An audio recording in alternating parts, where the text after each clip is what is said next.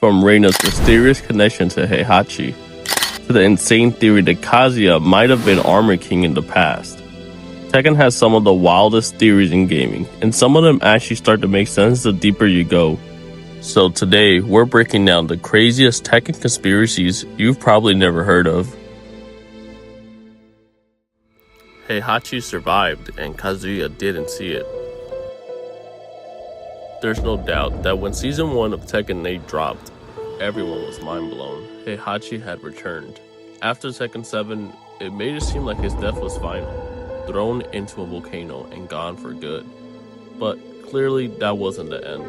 The explanations we got gave us something, but not enough, because one of the questions still lingered, and it's a big one. If Kazuya was standing right there watching it happen, how did he miss Heihachi getting saved?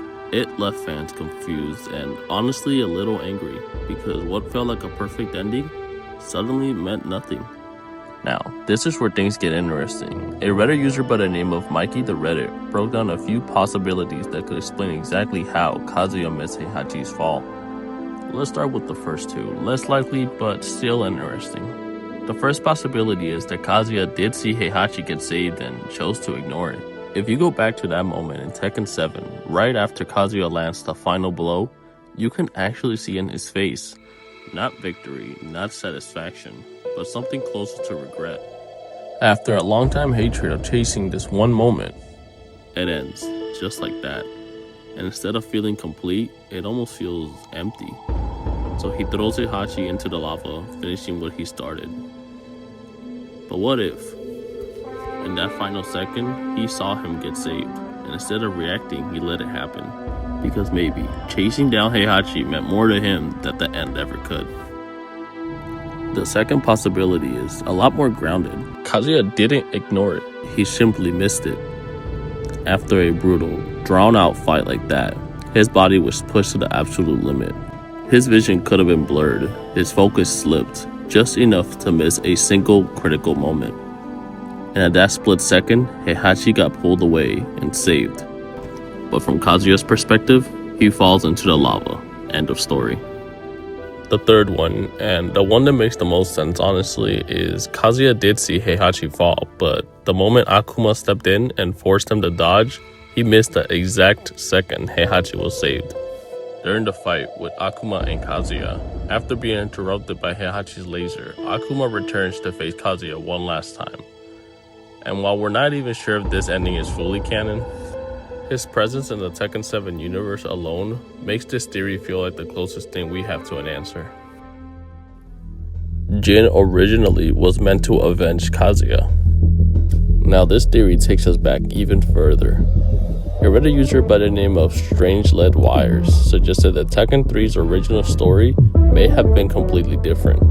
In this post, he wrote, "Theory: the original story for Tekken 3 was that Jun was supposed to be alive and present. Jin wasn't meant to avenge her, but instead he was supposed to avenge Kazuya. This got scrapped sometime along the way. Pics to explain. What would the story be if this is what happened?" Honestly, this theory actually makes more sense than people might think, and it wouldn't have been a bad story at all. In fact, it would have completely changed the direction of Tekken 3 in a really interesting way. But that also raises a lot of questions. What role would Ogre have played in all of this?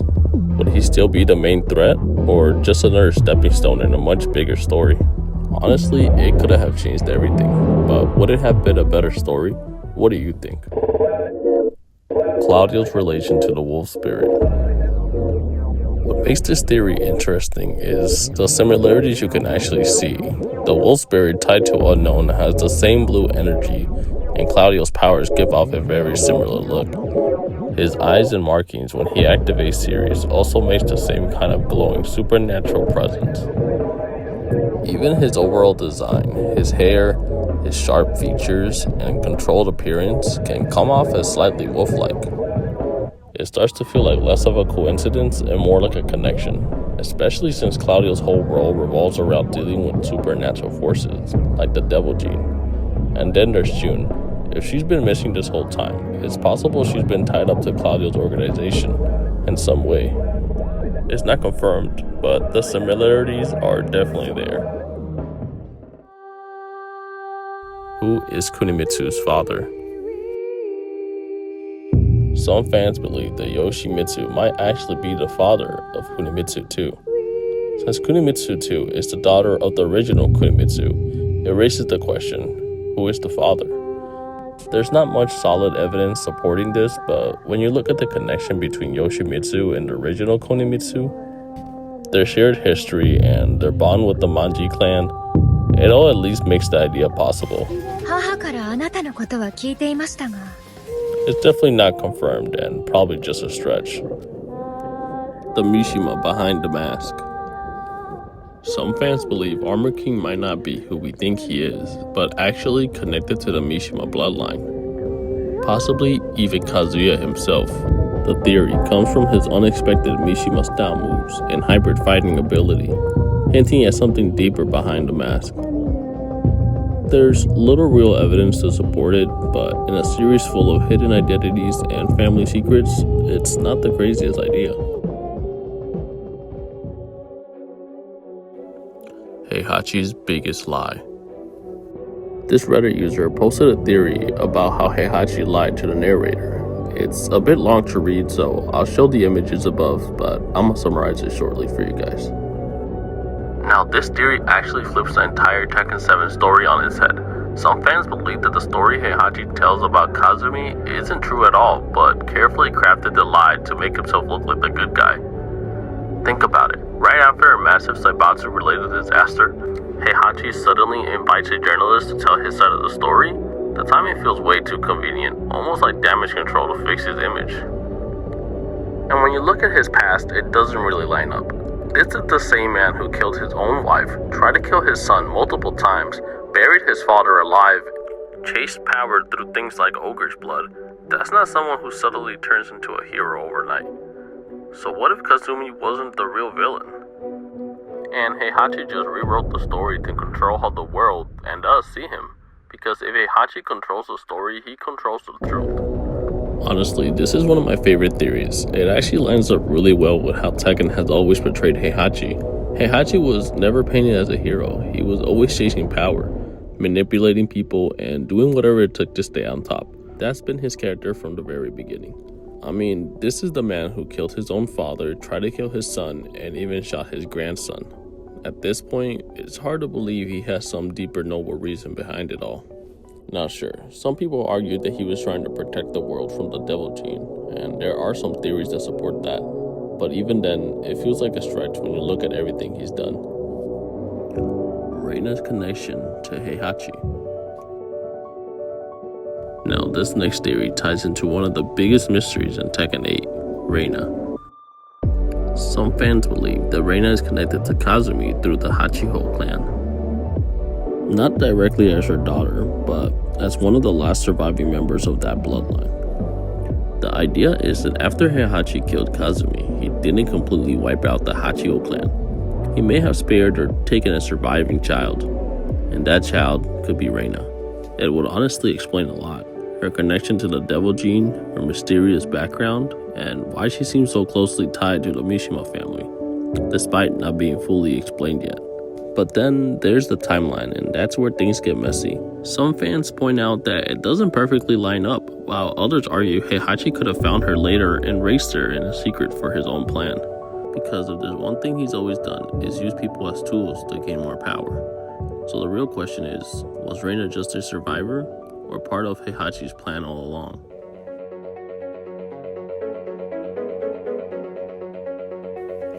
The history behind the Mishima family. Now, this theory goes deep into Tekken's mythology, and honestly, it's one of the more creative ones out there. Now, the Reddit post was pretty long, so I'm going to summarize it really quick. The user was named BatCertain8722. Mishimas weren't originally cursed, but actually descended from demon slayers, possibly tied to figures like Susanoo from Japanese mythology. That would explain their electric powers and even their names behind some of their moves. In this theory, Azazel represents something like Orochi, and the devil gene isn't just power, it's something that was introduced later, possibly by the Hachiko clan, to corrupt the Mishima bloodline. And if this is true, it completely flips the narrative. Instead of the Mishima Mishimas being destined to destroy each other, they might actually be subconsciously drawn to fight because they were meant to destroy demons in the first place. It even explains why Jin couldn't fully kill Azazel, because he's an impure Mishima influenced by the devil gene. Now, is there solid proof for all this? Not really. But the way it connects mythology, the devil gene, and the Mishima bloodline is one of those theories that just fits a little too well to ignore. Honestly, this might be one of the best theories out there. Tekken has always left gaps in their story. Little pieces missing, unanswered questions, things that don't really fully add up. And that's kind of what makes Tekken special. It gives us room to think, connect the dots, and build our own interpretation. At the end of the day, these are all just theories, but without them, we would just be left with a lot of unanswered questions.